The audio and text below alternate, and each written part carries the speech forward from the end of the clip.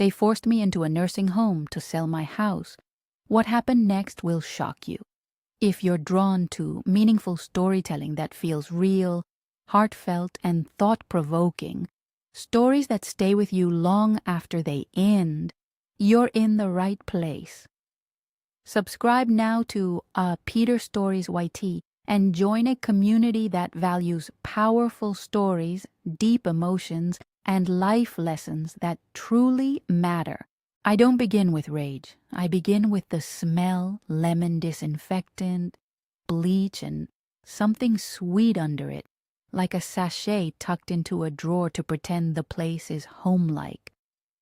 The sunflower clock on the far wall ticks 3 beats to every one of mine, and someone has placed a fake magnolia branch in a vase on the reception counter, so people will think of spring instead of locked doors. My coat is buttoned to my chin.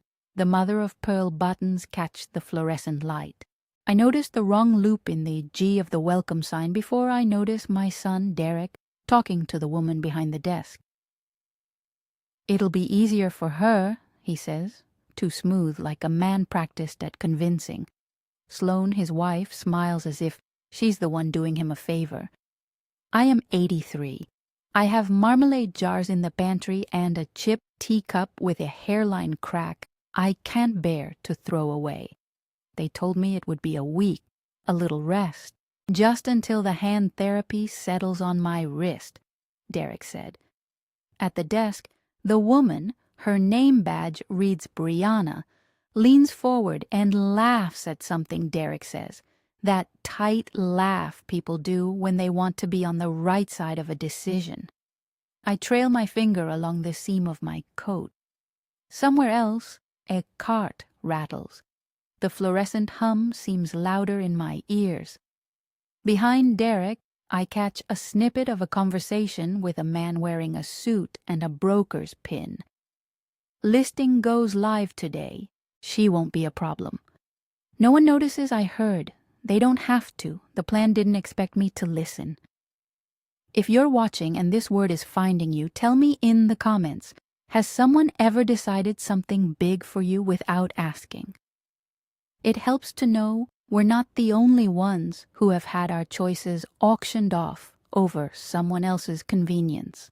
They call it admission paperwork. They call it a care plan. They call it for your safety. Brianna takes my phone, pats the pocket like a nurse checking a pulse, and says, "We keep personal devices to avoid falls and confusion."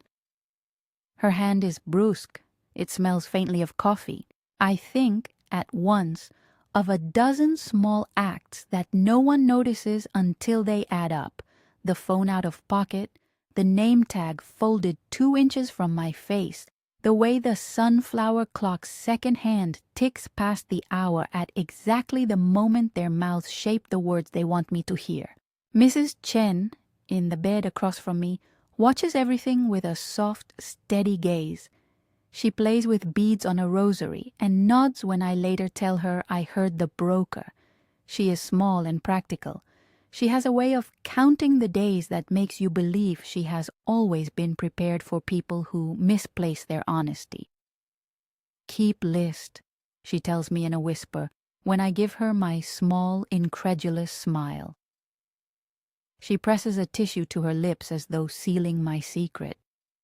They show me the room. A single bed, a narrow dresser with a drawer that sticks, a lamp with a frilly shade, and the sunflower clock on the wall. It is brighter than my kitchen at home, and yet it feels like a waiting room for something I didn't agree to. I place my hand against the radiator, still warm, and notice the small things because small things are evidence. The seam at the hem of the curtain is frayed in a place that a cat would jump. There is a faint adhesive square on the bedside table where the previous occupant must have set a photo. I take the armchair by the window, sit, and look at my hands. My left hand has a light tremor, nothing new. My right hand is steady. The first lie is in how they call it temporary. My son kisses my forehead like a man leaving a vacation rental key. It is oddly tender and flat. "We'll be back in a few days," he says, and his eyes dart to the reception, to the realtor in the suit, to Sloane, and then back to me, as if measuring the angle of my acceptance. I let him think he is the shepherd, and I the sheep, because it buys me a moment to breathe. But I am watching the way his thumb traces the seam of the envelope he holds. There is a folded paper in it, a listing, and his fingers are nervous, the quick twitch a sign that the paper is more than a receipt. When Brianna walks me down the hallway, she asks the same questions the papers already asked. Name, date of birth, emergency contact. When she takes my phone, she places it in an envelope and writes my name on it with a black marker. "We keep devices safe for privacy and to make sure everyone's rest isn't disrupted," she says. The phrase is rehearsed. I tuck the envelope into the pocket of my robe. Later, when she thinks I'm dozing, I'll slide my hand in and feel the cool glass of the phone. But for now, I watch her fingers as if they were forensic evidence. The first true piece of paper I see after that is not mine. It is tucked in my chart, a photocopy with my name on the top. Someone's hand had simply clipped it inside. I read it because reading is what I do when the world narrows and the only way to keep my head is to know the shape of what is happening around me. The signature at the bottom, my signature, swoops the long-looped G I've practiced since I was a girl. But the loop isn't quite right.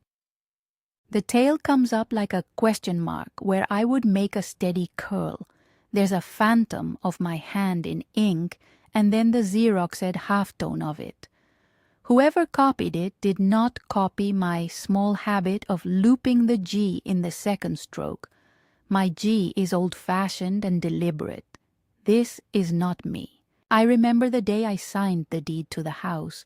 The county clerk's office smelled like old paper and tobacco, and the clerk, God rest him, mumbled about the weather while I pressed the pen into the fiber of the paper. I have lived in that house through winters that made the magnolias weep and summers when the jars of marmalade mopped up sunlight. To see that signature on a paper I had not touched is like finding someone had reached into my chest and rearranged my rib cage while I slept. I make a list in my head of where a signature could be photocopied. A previous document, a notary's file, some vendor's copy. I begin to search. The nurse's station is a safe place to look because in a nursing home, everything is a record. They keep logs for wipers and vitals and visitors. They keep a notary log if they handle legal forms. I find the visitor's sign-in, the logbook, and in a file behind the desk a pocket of forms. When no one is watching, I slide the photocopy into my sleeve, the paper crackling like a small defiance. The photocopied signature is attached to a document that says authorization for sale in a font too bold to be soothing. The date at the top is 2 weeks from now. There is a line for the notary. Someone has written a commission number beside it in blue ink, and I know enough to recognize that a notary commission number is one of those small strings of numbers a state keeps. It feels like the brittle scrawl of someone trying to be official. I ask for a pen and paper from Mrs. Chen. She hides a fountain pen under her pillow as if it were contraband, and I smuggle it out like a contraband cigarette. I copy the commission number onto the inside edge of the envelope that holds my phone. I tuck the photocopy somewhere that feels safe, inside the seam of the back of my bra, which, being old lady practical, I have always used to hide my pennies and receipts. No one will look there. My handwriting is a map. If I die, perhaps someone will find it and understand I spent my last days cataloging the small things that mattered. I begin to collect names like a shoemaker collects nails, Brianna, Miss Cater, the administrator, whose neat hair is always pulled to one side. She moves with the same economy as someone who runs the parts of people's days that are usually private. There is Caldwell, the realtor, with his glossy card and a laugh that never quite reaches his eyes. There is Gregory, who drives the maintenance cart and whistles to himself as he polishes banisters, an easy man who will later prove to be more careful than some. There is Thomas Avery, Northbridge Title's representative, who arrives on a Tuesday and lingers by the windows as if he were there to check on the magnolias. I write their names on the margin of a menu from the dining room. Menus are porous in a nursing home. The paper gets passed around and used to blot tears or dry hands. No one will suspect that a menu is now a legal ledger. I am not the only person who notices. Mrs. Chen watches me with that steady look, and once, when Sloane thinks I'm looking elsewhere, she leans over and says, "Write everything down." There is a tenderness in the instruction, no sermon, no scolding, merely the plain observation of someone who has seen 1,000 small injustices and knows that keeping a list is how you survive them. If someone had told me last month that I would become a detective at my kitchen table, I would have laughed, but detective work is simply bookkeeping with a motive. I ask to see my chart. They produce it like an offering. The chart is thick with the normal things: blood pressure notes, dietary restrictions. Tucked into a pocket is a K1 form, a utility bill marked Final Demand, and a photocopy of a page that should have my signature at the bottom. Whoever copied it used too much toner. The line where the pen would have pressed into the fiber of the paper is smooth and lifeless. I trace it with my thumb and feel nothing. When I ask Miss Keeter about the photocopy, she smiles the smile of someone who wants an argument to be inconvenient. "We keep copies of signed documents here for family convenience," she says. "Sometimes families bring things to give the resident peace of mind." Her voice is careful. It is the voice of someone who has learned to make a story that fits every objection. I pivot my questions. "Family convenience," I repeat. "Who brought it? When?" She cites a date. She cites Derek's name. I watch her hands when she speaks. In them, I see the way a person weighs money and time. How this shift is almost always an arithmetic problem for administrators. 1 extra occupied room equals 1 extra billable week. 1 house sold equals flexibility for a facility stretched thin. People in my life have always made arithmetic out of my days. I have, over the years, learned to keep the ledger balanced in my own favor. There are other small oddities. My mail stops coming. My spare key that I keep in the jar under the sink, where my key has lived since 1971, feels too light. A maintenance log shows a visit from a locksmith 2 days after my admission. When I ask about it, Gregory shrugs and says, "We sometimes change locks for resident safety." His face is an honest face. He looks uncomfortable. I make a note of his discomfort. A man who can admit the awkwardness of a wrong act is often the thing that proves it. I am careful. There are ways to be careful that do not set off alarms. I do not accuse anyone outright. Accusations are traps that let other people wall up. Instead, I gather. I memorize the voices at reception. I learn the cadence of the phone that rings over the nurse's station. I map the schedule. Shift change at 6, med pass at 9, dinner at 5:30. If you watch the way a place moves, you can predict its blind spots. A week in, I locate a small institutional ledger in the administrative office, a notary log. It is where the facility records when a notary public notarizes a signature for legal forms they process. Not every facility keeps one, but Rosehaven does, and much of the day-to-day work lives in those rings and tabs. The log is dusty along the spine, but the line entries are new. There is an entry for Oglas 12, notarized, authorization for sale, Margot Ellis, Caldwell, Realtor. Beside it is a commission number that matches the blue ink someone scrawled by the signature on my photocopy. I run my fingernail beneath the ink. It catches very slightly, as if it were written in different pressure than the other entries.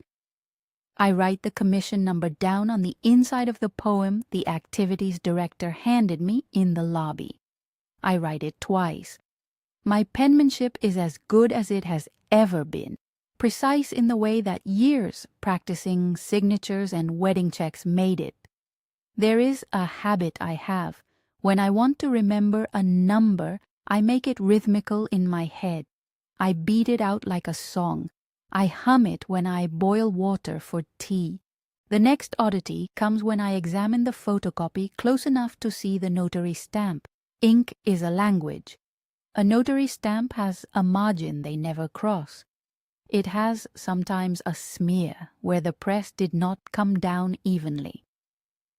My notary stamp should show the county name in a neat circle and a commission number in the center. The stamp printed on the photocopy is garbled. The county name is there, ghosted, but the edges of the ink look like a wash, as if someone printed from a worn stamp, or more likely as a copier copy of a stamped page. If you make a photocopy from an original that's already been photocopied, half the detail fogs out. The press of the pen that gives a signature its life is missing. I do not know then what a forged notary commission looks like, but I know what a forged signature looks like, and my signature is like the folds of a well-loved handkerchief, unique, habitual, stubborn. There it is, slightly wrong. The loop in the G is a hair off. It's enough. I begin to listen for things that are not in words. The telephone rings at the nurse's station and Miss Cater answers with a practiced, "Rosehaven Administration. How may I direct your call?" Her voice is a soft instrument designed to soothe. A man answers with the clipped tone of real estate. "Is Mrs. Ellis available?" Miss Cater is precise. She is currently in observation, but the staff will of course relay the message. The call is logged in the telephone book. I make a mental check. The names of callers, the times. Real estate likes to call in the afternoon. It's when agents have left open houses. I learn to steal small liberties. When the night shift comes on, everything is quieter. People fall into their patterns, TV in bed, the way the orderlies fold towels, the soft click of slippers. At night, Mike from housekeeping moves like a phantom. He is the man who knows the back doors, the schedules, the corners where a used pill bottle might go missing. I watch Mike one night as he empties a bin and talks to Gregory. He does not speak loudly. There is a tenderness to his manner. The next morning, he plasters a smile to my face when I say hello. "If you need anything, Mrs. Ellis," he says, "I'll get it." These small kindnesses become evidence as much as anything else. People who are kind in little ways are often the ones who see what is wrong and choose to turn their heads. I make a list. Not all complicity looks like malice. Sometimes it is omission. Sometimes it is convenience.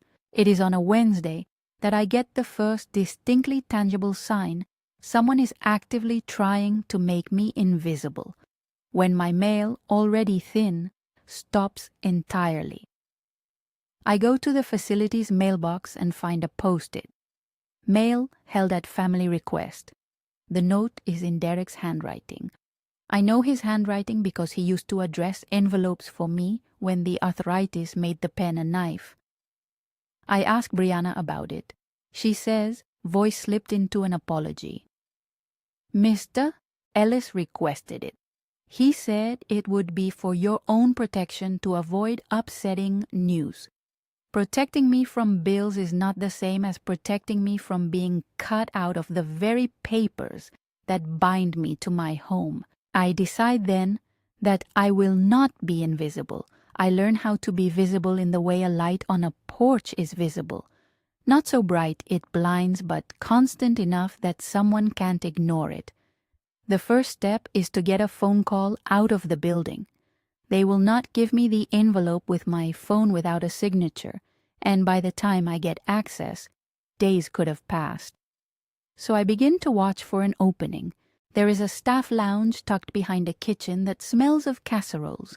It is a place where staff leave their phones and talk about shifts and their parents. There is an old landline sitting on a counter, the cord coiled like a sleeping thing. I time the brakes. Shift change is chaos, and uncertainties breed absent-mindedness.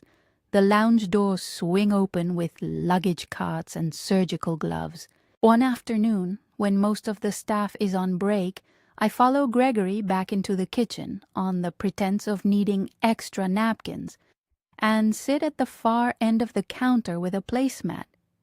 He murmurs something about the oven and fumbles with a pot. I place my hands flat on the linoleum. My pulse is honest. It comes at the rhythm of the sunflower clock on the wall. When Gregory is distracted, I lift the receiver like a contraband relic. The cord feels like a rope around my wrist. It is an unremarkable thing, but it is my lifeline. I dial Aisha Patel's number because she is the only attorney whose card I have kept in my purse for years. She handled a will for my sister a decade ago, and her card was clean and practical. Aisha Patel, Estate and Elder Law. Her number is nearly identical to the one on the card stuck behind my wallet's old grocery list. I memorize it because memory is a thing we still have, and I dial when no one is looking like a woman at a card table. The first ring seems to go on forever, like the stretch of a seam before a necessary stitch. When Aisha answers, her voice is an immediate balm. "This is Aisha." I say, "Aisha, it's Margot Ellis. They brought me into Rose Haven, and I think—" Words tumble. I am used to keeping them arranged. Now they spill like a jar tipped. She does not interrupt. She asks me the questions an attorney asks. What just happened? Who is involved? Are your documents with you? She hears what I cannot yet see.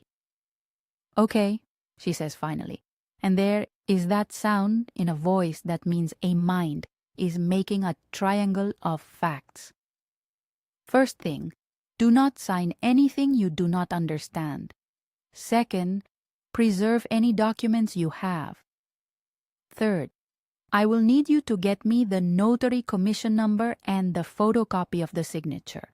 I look down at my breast where I have the photocopy tucked. My pulse is a drum. "I have it," I say, and everything shrinks to the size of the photocopy in my hand. "They took my phone, but I used a landline." "Good," she says. "Listen carefully. I can file an emergency injunction. It will ask a court to temporarily prevent the sale or transfer of your property until we can sort this out. It is an urgent action, but it is not automatic." She stops me with that soft, precise, legal voice that always explains the limits of remedies so that hopes do not outpace reality. "I will need certain things, the photocopy, the notary number, any entry in the facility's notary log, and names of anyone who can attest to your capacity and to the fact you did not consent." I read the words she asks for onto a scrap of the menu I have used as a ledger. I write them carefully. Photocopy, notary log, witness names, dates, the listing date. I feel like an architect drafting a blueprint to rebuild what someone else has claimed to erase. Aisha asks for more details. "Who is controlling your mail? Are you on any medications that could be used to claim incapacity? Do you have a current power of attorney on file?" These are surgical questions. They cut to the marrow of ways people can be made to appear less capable than they are. I tell her the truth. I have a power of attorney, once arranged for convenience and named to Derek when he was the responsible son. It was, like many papers, a small convenience that I now see with the clarity of cold tea. I did not think he would use it to move me out. We can file to remove or limit that appointment if we need to, she says. There is a bite in her voice now, legal readiness, and it steadies me. She asks about Northbridge title. I say the name aloud and taste its corporate neatness. If Northbridge is involved, Aisha says, we can request they place a hold on the title until the court resolves the injunction. Title companies will sometimes do this to avoid being the party that completes a transfer that later gets reversed. But it depends on the timing and on whether the sale is already in escrow. I do not know escrow.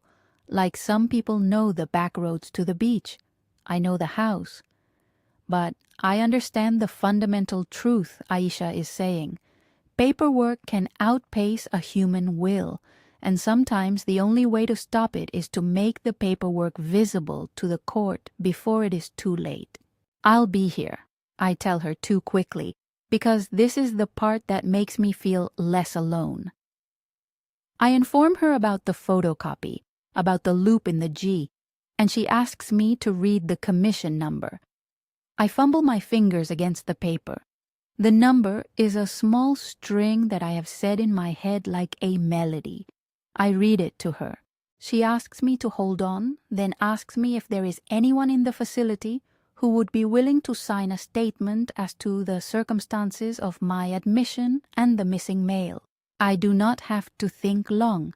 Mrs. Chen will, and so will Gregory, if he will be honest. I give Aisha the names, and then we begin to make plans.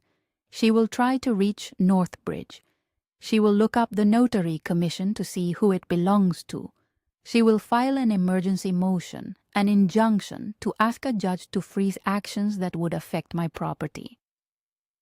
It's better to make it public, she says, her voice moving from attorney to strategist in the way that makes you trust both her heart and her mind.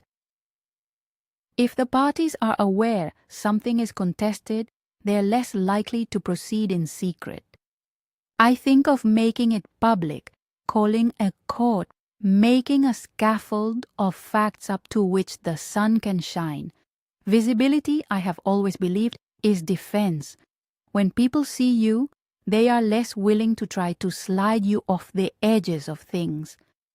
I tell Aisha I will collect any documents I can find and that I will get the names of witnesses.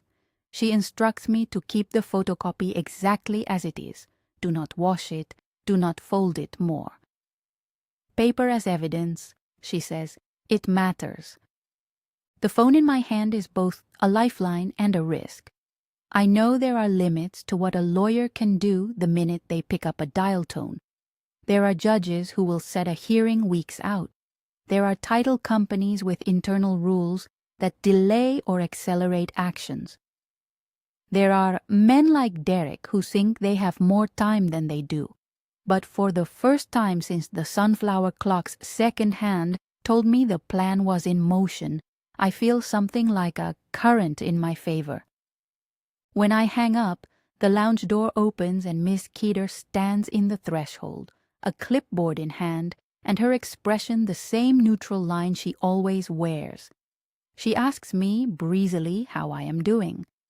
I fold the telephone cord neatly into my hand like a rope. Fine, I say. I was just making a call. The clipboard is a shield. The smile is a practiced thing. Mr. Ellis is here to see you. He said he was bringing some papers for discharge, she says, and for a second my heart stumbles like a child's when a toy slips from its shelf. I look out past her shoulder and see Derek standing there, hands in his pockets, his suit jacket too tight at the shoulders, the way a man tightens into a roll. Sloane is with him, smiling with the polite flatness of accomplices who expect applause. There is a small flurry as they draw close. Brianna appears from behind the desk with a stack of forms, standard discharge papers they claim. Derek's eyes flick to me with a sort of calculated sorrow. "Mom," he says, "they say the facility is ready for you to go home." His voice is like a key sliding into a lock. He means it in the way men mean a polite lie. I had believed that being told I could leave would feel like a victory. Instead, it tastes like citrus on the tongue, bright but not satisfying. The photocopy burns in the seam of my dress like a warning. If they are discharging me now, it means they have an idea of what they are doing. It means the listing may be imminent. It means I may be moved into a new pattern of presence, one where my house is no longer mine. I do not resist. A wild confrontation would play into their hands. Instead, I let them arrange the papers, let them speak like professionals. I watch the way Derek signs what looks like an authorization, no longer the slick envelope, but a thin legal pad. He hands me a pen. I take it and trace a cursive that is mine. They watch my pen as a man watches the tide. I feel the loop in my G like a thing being inspected under a lamp. At the last moment, I write my name exactly how I always have, and then fold the paper back into my sleeve. They smile too much when I agree to go home, and I let them believe the smile I place upon my face is one of compliance. But as we leave Rosehaven's reception, the sunflower clock hits the hour and the ticks are loud under the hum of the fluorescent lights. The magnolia branch in the vase droops an inch. The thing that had been propped up to look alive is tired. Outside, the air is warmer. The magnolia tree by the front swing of the facility is in bloom. I stand for a moment under its large leaves, feel the texture of the petals brush my cheek like someone brushing away a doubt. They help me into the back of a car. Derek insists on driving. Sloane sits beside him, and they chat casually about the listing price as if the conversation is the chit-chat of people arranging a luncheon. My hands are folded in my lap. The photocopy is cold against my skin. On the drive, Derek's voice is small and cavernous at the same time. "We thought it best to get you somewhere you can be safe," he says. There is something in the way he says "safe" that reveals the moral ledger he has written for himself. I watch his hands on the wheel. He hums the melody of someone who believes in the righteousness of his actions. We turn onto my street and the house comes up like a memory. The magnolia in my own yard is hanging low with blooms. There's a chance, a small bright thing, that this is all a misunderstanding and that I will go in, make tea, and everything will be as it always was. But there is also the photocopy in my sleeve and the notary number on my breath. I feel the twin truths at once. Hope's light and the paper's gray. The front door is different. I see it before we stop. My keyhole has been covered by a brass plate where no brass plate lived before. New hardware, gleaming, too new. The kind of thing a locksmith brings when they mean permanence. For a moment I cannot breathe. The car engine is the loudest sound in my ears, and then the smallest sound arrives. The click of a deadbolt being turned from the inside. It is the kind of click that has the arrogance of certainty. I am escorted up the path. Derek's steps are quick, eager. He takes the keys from me with hands comfortable as a man who has practiced this exchange. "We thought it best to keep everything secure," he says. "Sloane and I will be home for a few days to help you settle." He says the help as if it were a gift. I say nothing. I have had people help me with dishes, with the yard, with small projects. There is a difference between help and possession. Help is an extension of kindness. Possession is a rearrangement of life to fit another's agenda. I place my palm on the brass plate that covers the keyhole. It is warm, as if someone had held it recently. I taste iron at the back of my throat and imagine a locksmith's receipt tucked in a pocket somewhere with a time and a name. The front stoop is the same size and shape. The welcome mat still says "Welcome, friends" in faded letters, but the small alteration at the keyhole drones louder than the sun's warmth. Inside, the living room is the same and not the same. My samovar stands where I left it by the window. My jars of marmalade across the kitchen counter. There are flowers in a vase, specially chosen, perhaps, to suggest someone's attentiveness. But there is also an envelope propped on the piano with my name. My hands find it before my mouth can protest. It is a notice, a listing confirmation. The font is crisp and the broker's name is printed in a gleaming serif. The language is tidy. It calls the house an asset to be optimized. The house will be listed in 3 days. 3 days until closing is the thing they thought would make all the difference. They expected to gather titles and signatures and shove an auction's gavel into place before I knew enough to understand the mechanism. I stand in the kitchen with the photocopy still tucked in my sleeve and the envelope warm under my fingers, and I realize what I must do. Not scream, not plead, but gather the public, the legal, the recorded. Make the plan visible. Make the paper hold together under the light. At the sink, a magnolia petal drops into the basin and clings to the rim like a small witness. I wash my hands, not because I need to, but because washing seems to be the kind of action that prepares the mind for work. I go upstairs to my study where the safe lives. The safe is the place where I have kept things for decades. My sister's letters, the title deed, the old photograph of me at 21 wearing a dress I still like, a key to a box in the bank.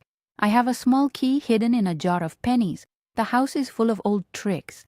The safe opens with a small metallic sigh. Inside, the deed to the house is a weight I can hold. The paper is thick and lazy with all the years. My signature is plain and long. I take a slow photograph in my head of every edge. If they thought paper could be misplaced in a drawer somewhere, they were wrong. Paper has memory. I call Aisha again from my own landline. This one returned to me when Sloan and Derek were in the kitchen talking about curtains, and I tell her about the new hardware, the locksmith, the listing confirmation. "You were right," I say. They did not expect me to make a phone call. She tells me to stay where I am. She tells me she will try to contact Northbridge and will prepare an emergency motion to file that afternoon. She asked me to get witness statements if possible. I pace the hallway like an old actress waiting for her cue. But I am not an actress. I am an architect of truth. I go downstairs and ask Gregory if he will write down what he saw. He hesitates. His eyes flick to the sound of the front door closing as Sloan laughs softly upstairs, but then he opens his mouth and speaks the truth in a way that is unadorned. He signs his name on the back of a discarded napkin. His letters are not pretty, but they are honest, and in honesty there is a certain legal weight. Mrs. Chen signs as well. Her script is steady, the kind that has written grocery lists for 70 years. Each signed statement is a small torch I add to the chain of light. I put each signed note into an envelope labeled evidence and tuck them into the drawer where I keep sewing needles and spare buttons. My mother taught me to hide valuables in places no burglar would look because a burglar looks where profit lives and not where habit keeps things. I now use the old wisdom against them. The loop in my G is in the margin of a paper somewhere else, and the notary number is scratched on an envelope's flap like a secret. Aisha calls back with a voice that is the sound of a machine set to the right gear. "Margot, I have someone at Northbridge," she says. "A man named Thomas Avery. He is asking questions. They will not place a hold automatically." She cautions, as always, "But they will consider it if we can show there's a dispute and a possible forgery." The word forgery sits in the air like an accusation and like a bell. It is a heavy word. It has gravity. Aisha will make it precise. She will have a process. Outside, the magnolia leans like a witness. I make tea and set out 2 cups as if in anticipation of company. My hands move with the ease of a ritual that grounds me. I have been given a plot in life that others wish to rewrite. I will not let them do it without a record. It is then, as the day tricks toward late afternoon and the sunlight bleeds honey through the curtains, that Derek comes in with the sort of forced intimacy of a man who has rehearsed this scene. He sits at my table across from me and places a letter on the table as if it were a bland offering. He places the letter on the table as if it were something neutral. A grocery list, a polite invitation. The paper's edge catches the light. The serif of the broker's name is too perfect to be comforting. Derek folds his hands and looks at me, the way a man looks when he is waiting for permission to begin. "Mom," he says, slow, as if we are rehearsing the moment he will show mercy. "We thought it was best to get everything arranged. We didn't want you fussing over it." He uses the word "we," the way people who want to spread responsibility use it. A cloak for one person's choice. Sloane hovers in the doorway, a polite shape with a smile practiced for sympathy. The kitchen smells faintly of coffee and lemons, the same lemon scent that once tried to make Rosehaven smell like spring. The samovar on the windowsill gleams under the afternoon sun. Inside it, the last of the water breathes steam like a small objection. I do not ask for the letter. I do not let him see the photocopy I still carry in my sleeve. There, that small wrong-looped G like a splinter under skin. Instead, I fold my hands on the table and adopt the patient look of someone who is calculating time. "You're very efficient," I say. "How soon did you expect to have everything settled?" Derek's smile tightens in the way a rubber band will when you stretch it too far. "We thought days," he says. "There are buyers interested. Caldwell's been showing it. Northbridge were ready, but we wanted to make sure you were comfortable." Answer without lying. Ask a question that demands a precise name. Keep them talking and watch for slips. "And who specifically at Northbridge?" I ask. The name lands like a stone. His eyes flick. He hasn't rehearsed this detail. "Caldwell's got a man, Thomas, calls himself Thomas Avery," he says too quickly. "He's the title rep. He'll handle things." The pen I have hidden at my sleeve edge feels like a metronome. I let a minute pass, and then I say, "I would prefer you involve me in decisions about my house. I prefer to know who is handling my title." He shifts. There is something in his face that looks like the brief exposure of a shadow when a cloud crosses the sun. "We only meant to move me," I finish evenly. "Yes, I understand. You meant to move me." He tries to soften it with the old lines about safety and rest and convenience. I let him. I sip my tea like a woman taking notes with her mouth. When he finally stands to fetch a glass, I watch the hem of his jacket, the way his fingers find the inner pocket, and pat it as if ensuring a receipt is there. There is always a receipt. Aisha calls while Derek is in the other room. I have told her where to reach me, my landline, the slow voice that has always been mine. She sounds brisk and good-humored at the edges, a hand steadying a compass. "Any change?" she asks. "He's here," I say. "He's arranging things." "Good," she says. "I called Northbridge." Thomas Avery answered. I told him there was a dispute over authorization to sell and that we were preparing an emergency motion for an injunction. He said he needed documentation, including the notary commission number.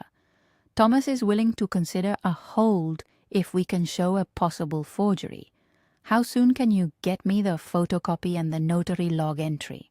I slide the photocopy from my sleeve and press it between pages of a recipe book to keep the edge from curling. "Now," I say, "and I have a witness who will sign a statement. Don't let them get you to sign anything new," she says without preface. "Not for discharge, for transfer, for anything. If they try to change locks or move contents, document it. Take pictures if you can. And Margot, if they try to remove you physically, call 911. Have Gregory and Mrs. Chen write statements.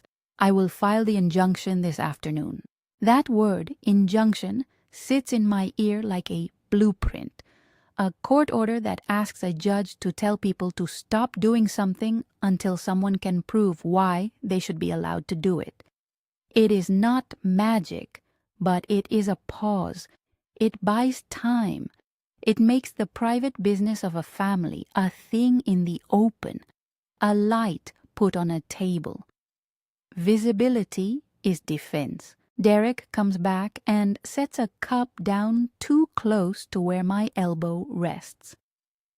"Don't get the house up your back, Mom," he says, one of his old familiar phrases meant to belittle and soothe at once. He thinks the softness will shore him up. He does not know how precise I am with small things. He does not know that I have already begun turning the house into a ledger. When Aisha says she will come by, I watch Derek's face. He is suddenly very busy with the idea of putting out plates. Sloane asks if I would like a nap. The house wants to be rearranged into their version of a life where my signature is a margin note. I do what I have always done when a thing needs to be unmade. I take inventory, the safe upstairs, the back box at the bank, the spare key where it has lived since 1971. I photograph nothing. Cameras can be turned off, and an accusation of tampering is easy. But I make lists and I make people sign them. Gregory signs on a scrap with a hand that writes slow and honest. Mrs. Chen folds her statement in a napkin and presses her thumb to it like a benediction. They speak with the plainness of people who have watched wrongdoing come in small increments for a long time and know what to do. "I saw Mr. Ellis at the office with a locksmith receipt," Gregory says. "I saw a plate on the keyhole." Mrs. Chen's voice is small and steady. Mail was held at family request. Aisha arrives with the brisk certainty of someone who knows the routes. She moves through the house with a professional's eye, touching nothing more than she must. Her phone buzzes with calls from a court clerk. She speaks to someone who confirms the filing will be accepted that afternoon. Even as she talks, she arranges a plan. File an emergency injunction with the county court requesting that any attempted sale or transfer of the property be stayed. Contact Northbridge Title and request a voluntary hold. Assemble witness statements and photographs of the changed lock and the listing confirmation. And, if necessary, coordinate with police for peaceful re-entry and to document disturbances. Do not provoke them into a physical confrontation, she says in a way that makes me feel both protected and prudent. We move with the law. We make them the ones who must explain themselves in public. The word public is everything. A man can do many things in private. In public, under courthouse lights, with someone like Thomas Avery listening, the physics change. We go back to Rosehaven that evening because Aisha thinks it's strategic. The facility is, in its own way, a theater where small roles are played for an audience of fluorescent lights and potted geraniums. We take the landline, the same one I used before, and we ask at the desk for a room to make a phone call. The receptionist fumbles with the speakerphone like someone unsure which face will greet them when they put a call on air. I tuck my hand around the receiver like a small ship clinging to a harbor rope. Aisha dials Northbridge from the speaker. "This is Aisha Patel," she says, and there is that particular quality to her voice that transforms a line of inquiry into a legal instrument. "We represent Margot Ellis. We have reason to believe a document purporting to be signed by our client has been photocopied and used to authorize the sale of her property. We are requesting Northbridge place a hold on any transfer pending verification." Across the desk, the sunflower clock ticks, and the person behind it, Brianna, must make a choice between organizational routine and an argument. She pulls papers like someone sorting cards that have something important written in invisible ink. A man at the back of the room, Caldwell the realtor, turns pale enough to make his jawline hard. Sloane's smile thins into a line. A voice answers on the other end of the line. "This is Thomas Avery," he says. The moment his name crosses the room, it feels like the air has changed. Aisha explains what we have. I hold the photocopy up to the light for the people in the lobby to see. The wrong loop in the G and the toner that bleeds like a small truth. I read the notary commission number aloud. Somewhere in the corridor, someone's phone rings and the sound of distant laughter drops like a curtain. Thomas listens. His voice shifts. He says he must check internal records. He asks for time, asks for the commission number to be verified. Aish presses him gently. "We will file the injunction this afternoon," she says. "I am asking Northbridge to voluntarily place a hold until the commission and original documents are verified." A hush sits over the lobby as if someone had set a hand slowly over a warm cup. Staff glance at each other at their watches at the sunflower clock. A vocal bright thing has been made of what they had hoped to keep quiet. Visibility, I have found time and again, changes the math people use to justify convenience. In public, convenience becomes a question. Thomas comes back on the line 10 minutes later with a different tone. "We have a process for this. I cannot comment on an investigation, but given a potential forgery and an active dispute, I'm placing a temporary hold to prevent title transfer pending review." The word temporary is precise. It will not halt everything forever, but it stops the immediate machine from moving forward. Relief is a careful thing. It leaks slowly. Aisha presses for more information. Thomas asks for the notary commission number, which she reads again from my menu ledger, and which he says he will compare against state records. He asks whether we are filing an injunction. She says yes. He asks if we will provide copies. She says we will. People in the lobby breathe differently after that. The staff's smiles become smaller. Caldwell paces outside, phone at his ear. Derek looks as if someone has cut the strings of a puppet he thought he controlled. The injunction is filed. The judge's calendar is against us. Courts are slow at times. But emergency motions are heard when there is an immediate risk of irreparable loss.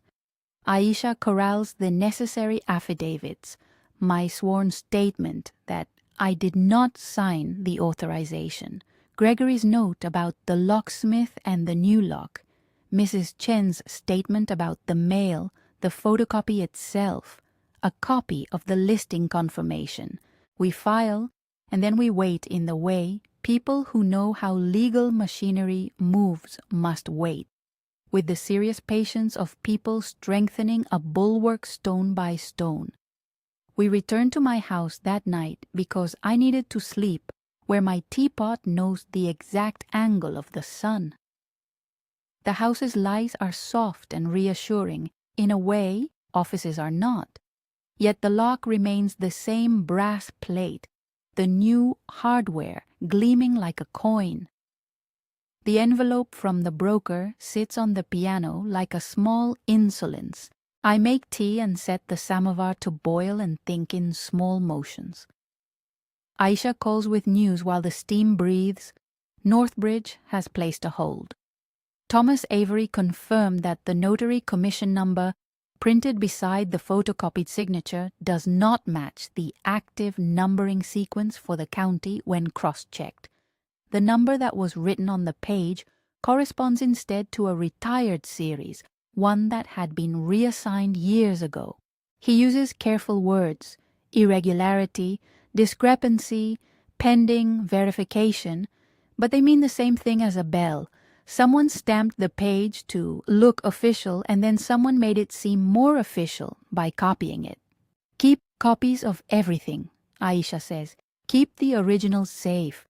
I'm going to ask the court for expedited discovery. Request documents from the title company and the realtor. We will also ask the facility for their notary log and visitor log. If the lock was changed, that is a physical act I want documented by police. Will they arrest him? Mrs. Curiosity asks itself, and I answer it with what I know. Not necessarily.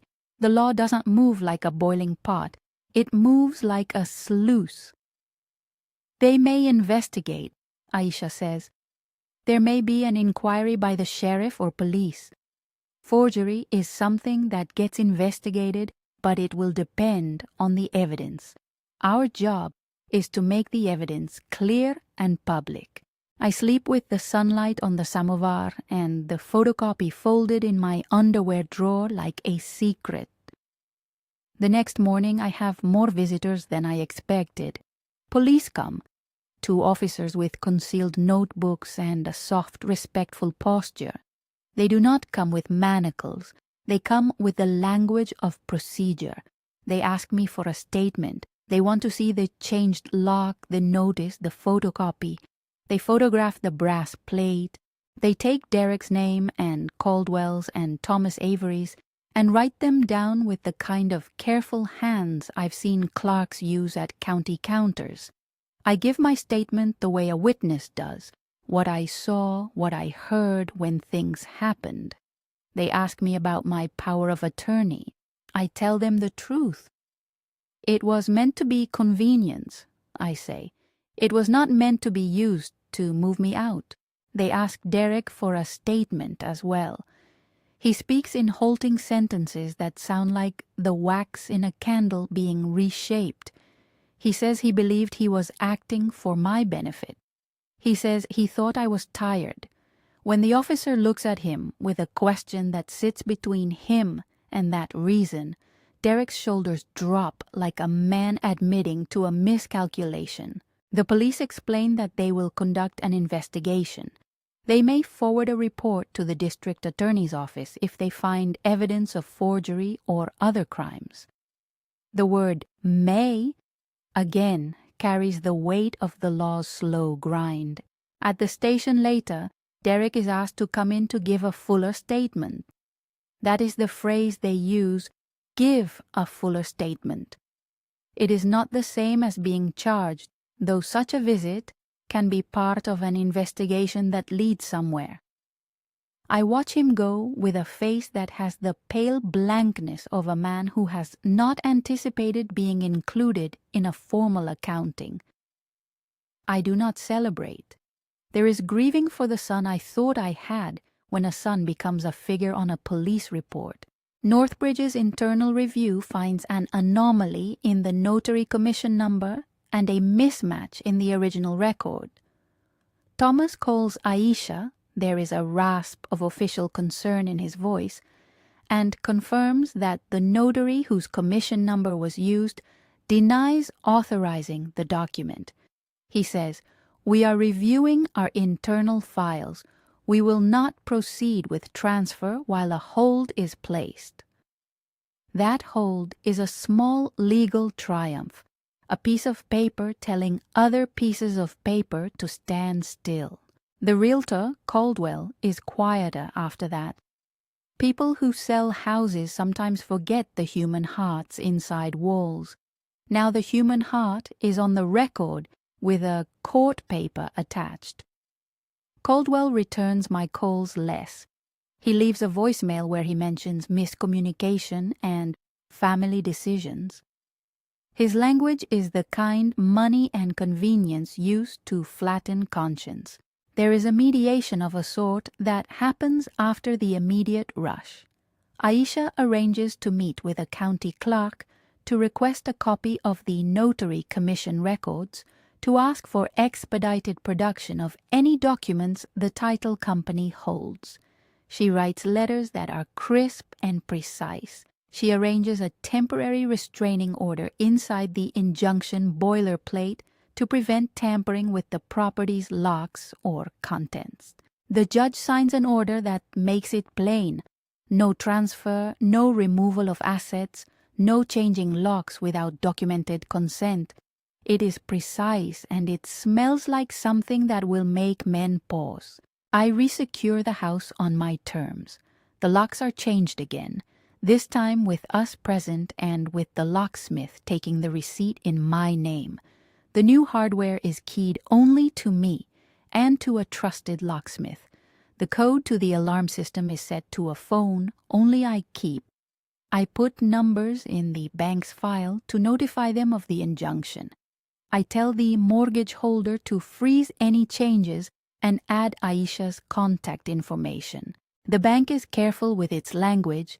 It asks for court papers and for identification. Paper likes papers.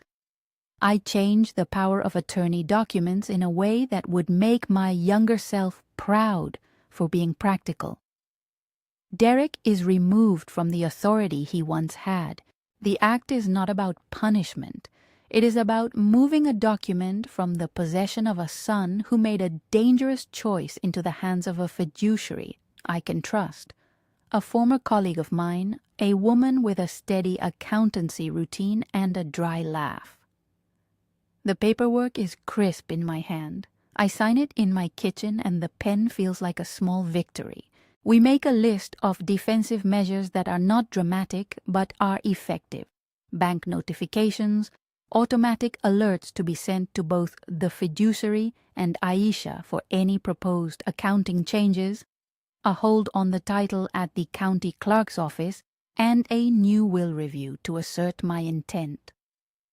Aisha helps me select a conservator and a trustee arrangement that will prevent anyone from rushing to sell the house in a moment when I am not consenting.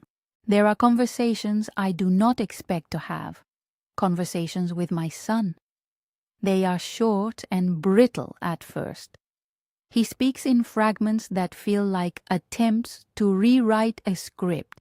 He says, "I'm sorry if you felt pushed," and I answer with the kind of honesty that is a map rather than a weapon. "You made choices you did not tell me about," I say. "You chose to move me without my consent. That is not the same as care. Sometimes apology comes, sometimes it does not. The law is not a substitute for reconciliation. It is a framework that can protect the vulnerable when trust frays.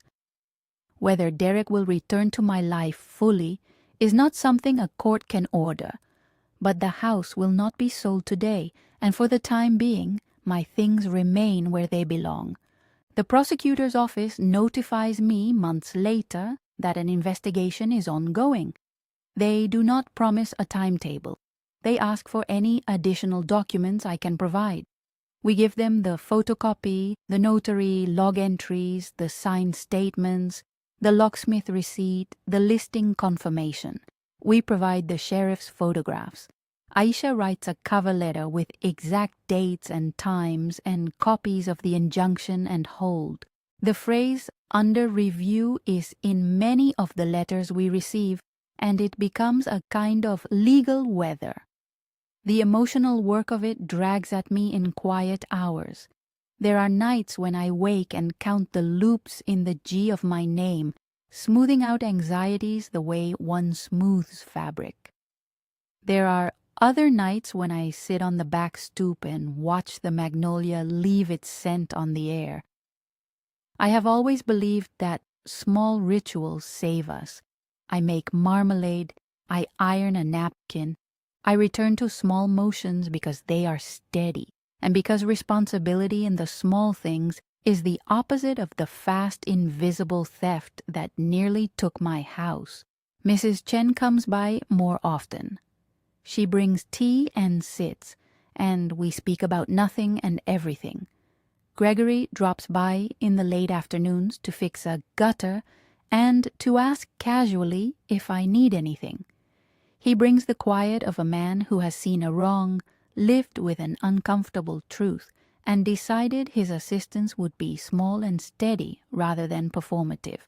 He will not be on any stage, but his signed napkin is as much a bulwark as any court paper. I make changes to my estate plan too. It is not out of vindictiveness. It is out of prudence.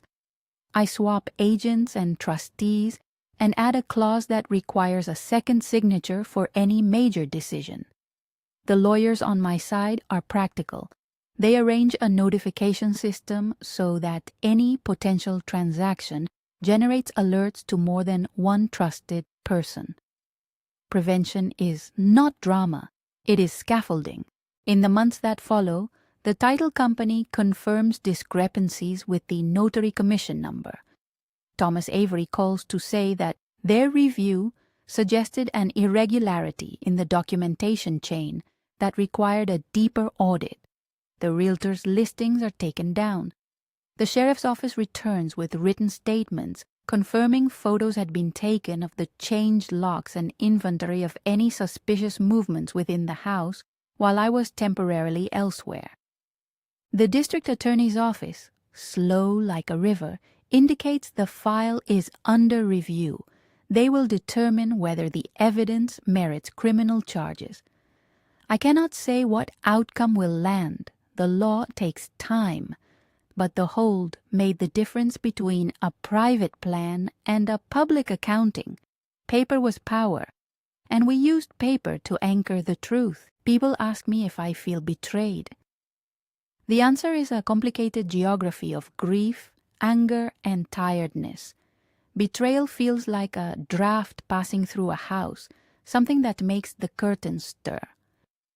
But then there is the work that follows betrayal, naming the fault, mending where mending is practical, and strengthening where strength is needed. I do not spend my days waiting for punishment. I arrange my affairs and I teach myself to be opaque to anyone who would use my goodwill as a lever. There is a day, some months after the hold, when I sit under the magnolia tree at the edge of my yard and let the sunlight watch me, like someone checking to see if the light still has patience. The sunflower clock on my kitchen wall still ticks 3 beats to every one of mine. The samovar still shines by the window. I set a cup of tea on the table and press my thumb to a margin where I have written the date of every important call and every meeting. The loop in the G looks like itself again. I am not naive. I know that the world will always include people who measure things in convenience. I also know now, more vividly than before, that being seen is a defense and that the law is a tool one can use if one knows how to call on it. I used to think my handwriting was a small private chart of myself. It turned out to be evidence, a thing that could show that I had a voice and that I used it. If you're watching and this word finds you, Here are the things I learned the hard way. Keep originals where you can access them. Keep a trusted attorney's number in more than one place. Teach friends and neighbors to be witnesses. Mark the names of people who visit and the times they arrive. Keep copies of mail and trust the small things. The loop in a letter, a locksmith receipt, a menu used as a ledger. When a plan is made in private, make it public. That is how you stop a private convenience from becoming someone else's convenience at your expense. Derek and I are not finished. There are family conversations that will have to happen or not on terms I choose. There are legal processes still moving and still undecided. The district attorney may or may not pursue charges. That is out of my hands. What I did take from this was control over my house and my affairs, and a clearer understanding of how to prevent this kind of swift, paper-driven dispossession. I do not want to leave you with a caution that is only fear. I want to leave you with a practical steadiness. Document, be visible, and plan.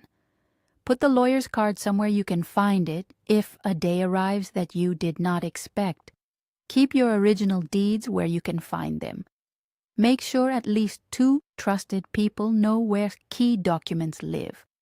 And if you see the small signs, the held mail, the new hardware, a photocopy that does not look like your signature, listen to them. Small things are often the first pages of a large story. The magnolia drops a petal and it lands on my knee like an exclamation point. I smile at it because it is, in its own small way, an affirmation. Something living fell, but the tree remains. I make another jar of marmalade later that afternoon and label it neatly with the date. It seems trivial and essential both. Life continues in preserves. They forced me into a nursing home to sell my house.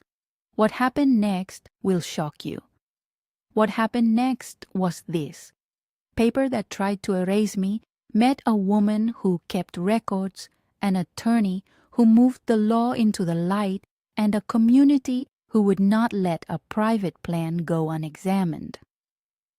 The shock is not a punchline. It is the quiet revelation that small details matter and that a determined, methodical person can make the private public and stop a sale before a deed is delivered. If this story touches you, if it helps you see a small pattern before it becomes a template, please share it with someone who needs to be more visible. Subscribe for more stories of people protecting what is theirs. And if you have an experience, small or large, about protecting an elder or your own affairs, tell me in the comments. We learn from each other's lists.